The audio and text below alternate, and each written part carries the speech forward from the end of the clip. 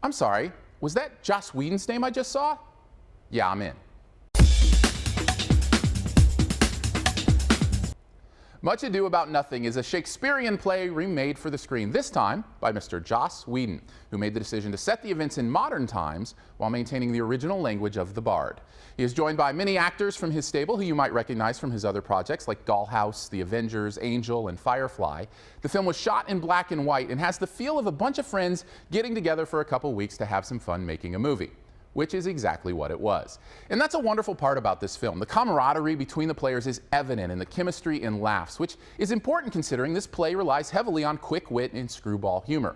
In fact, let's just call this cast the best thing about the movie, especially Nathan Fillion, whose part easily squeezes the most laughs out of the audience.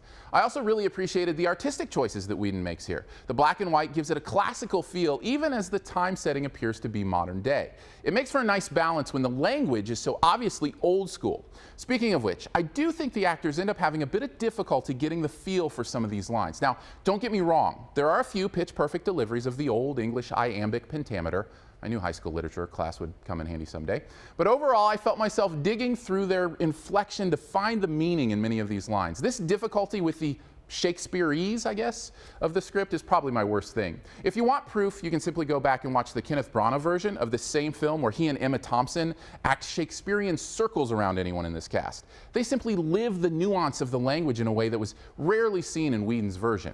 I wonder if part of this is due to the disconnect of the modern age with the ancient tongue, or an atmospheric decision to maybe downplay the melodrama. Whatever it was, it just didn't feel like the passion of the speaking matched the intensity of the wordplay. None of this takes away from the fact that the source material is exquisite and the cast is having a great time. It just left me feeling a bit underwhelmed in parts.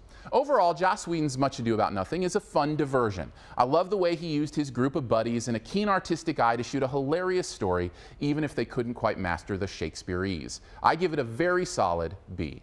Thanks for checking out this Your Movie Friend review. If you'd like to see more, there's several ways you can do that. You can go to yourmoviefriend.com. You can search by title for reviews there, or follow the YMF Facebook page for other news and fun stuff I might find interesting. Also, I'd love to have you as a subscriber on YouTube so you can see the new reviews as soon as they're released. All you got to do is hit that big gray subscribe button about to appear in the middle.